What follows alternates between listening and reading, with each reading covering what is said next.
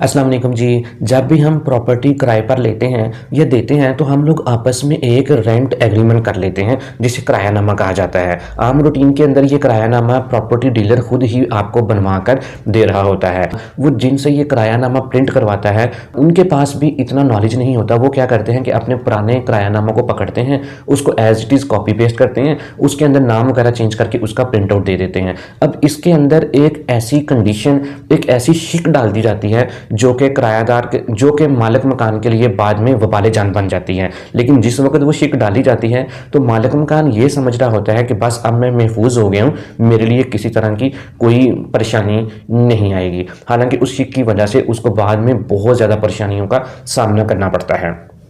आज की इस वीडियो के अंदर हम इसी चीज़ के ऊपर बात करेंगे कि वो शिक क्या है जो बाद में जाके मालिक मकान के लिए बहुत ज़्यादा प्रॉब्लम क्रिएट करती है। वीडियो देखने से पहले आपसे रिक्वेस्ट करेंगे कि इस वीडियो को एंड तक ज़रूर देखिएगा ताकि प्रैक्टिकल आपके नॉलेज के अंदर इजाफा हो सके और आप रोज़मर्रा की रूटीन के अंदर किसी बड़ी मुसीबत से बच सकें। इस वीडियो को अपने दोस्तों के साथ भी ज़रूर शेयर कीजिएगा और अपने क्लाइंट्स को भी आप इस वीडियो को देखने के बाद बड़ी मुसीबत से बचा सकते हैं। देखें, आपने अपनी प्रॉपर्टी किसी को किराए पर दे दी, अब आपने आपस में रेंट एग्रीमेंट कर लिया, रेंट डीड बनवा ली, किरायानामा बनवा लिया और उसके अंदर एक शिक भी लिखवा ली जिसके लिए आप समझते हैं कि जी आप अब महफूज हो गए हैं। फ्यूचर में क्या होता है कि आपका आपके किराएदार के साथ प्रॉब्लम बन जाता है, आपका किसी वजह से कोई फड्डा बन जाता है। अब आप अपने किराएदार से कहते हैं कि यार इस प्रॉपर्टी को खाली कर दो, लेकिन वो ये कहता है कि मैं इसको खाली नहीं करूंगा। बात बहुत ज़्यादा बढ़ती है, आप लोगों का क्लैश जब बढ़ जाता है, वो क्या कहता है, वो कहता है जी ठीक है मैं अदालत जा रहा हूँ, मैं स्टे ऑर्डर ले आऊँगा। ठीक है, वो अदालत चला जाता है, अदालत में से जाके जब वो अपना प्रॉब्लम उनको बयान करता है तो अदालत उसको स्टे ऑर्डर दे देती है। लेकिन जब भी कोई भी आप दोनों में से अदालत में जाएगा तो एक चीज़ को आप समझ लें कि सबसे पहले अदालत ये चीज़ देखेगी कि क्या आपने अपने रेंट एग्रीमेंट को रजिस्ट्रार के पास रजिस्टर करवाया भी हुआ है या नहीं करवाया। अगर आपने नहीं करवाया होगा तो सबसे पहले तो जो पार्टी अदालत के पास जाएगी उसको सबसे पहले तो फाइन पे करना पड़ेगा, फिर उसका केस सुना जाएगा, अदरवाइज उसका केस नहीं सुना जाएगा। मैंने ऊपर अपनी इस वीडियो का लिंक भी दे दिया है जिसके अंदर मैंने ये चीज़ बताई हुई है कि आपने अपने किरायानामा को कहाँ कहाँ पे रजिस्टर करवाना है। अगर आप नहीं करवाएंगे तो आप अपने आप को कानूनी तौर पर कमज़ोर कर लेंगे और आप अपनी प्रॉपर्टी को खाली भी नहीं करवा सकेंगे और आपको भारी जुर्माना भी पे करना पड़ेगा।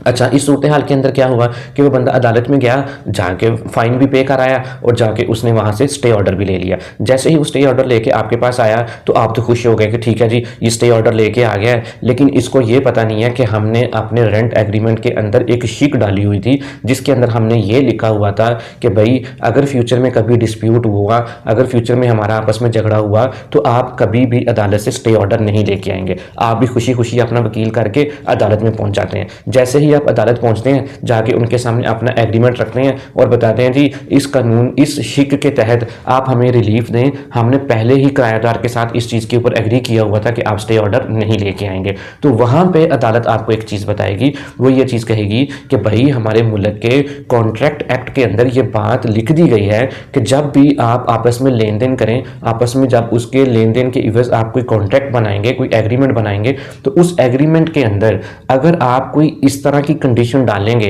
किसी के ऊपर कि भाई आप अपना कानूनी हक इस्तेमाल नहीं कर सकते तो उसकी कोई वक़्त नहीं है। जैसे हम लोग अपने रेंट एग्रीमेंट के अंदर ये शिक डलवा देते हैं कि भाई किरायादार किसी भी तरह का स्टे ऑर्डर लेकर नहीं आएगा। याद रखिएगा, कॉन्ट्रैक्ट एक्ट के तहत जो पाकिस्तान का कानून है उसके मुताबिक इस शिक की कोई अहमियत नहीं है, क्योंकि उसके अंदर ये चीज़ वाज़िया लिखी हुई है कि अगर आप कोई ऐसी कंडीशन डालते हैं, ऐसी शिक डालते हैं जिसकी वजह से आप किसी शख्स को अपना कानूनी हक इस्तेमाल करने से महरूम करते हैं तो उस शिक की कोई अहमियत नहीं होगी। तो उस वक्त आपको परेशानी का सामना करना पड़ेगा। वो स्टे ऑर्डर भी ले आएगा और काफ़ी देर तक आपकी प्रॉपर्टी में बैठा भी रहेगा, फिर एक लंबा चक्कर चलेगा, अदालत में पेशियों पे पेशियाँ होंगी